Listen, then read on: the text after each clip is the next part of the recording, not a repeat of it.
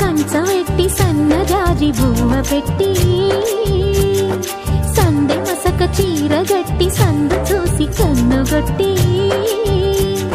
సిగ పువ్వు తెమ్మంటే మగరాయుడు అరటి పువ్వు తెస్తాడు అడవి పురుషుడు.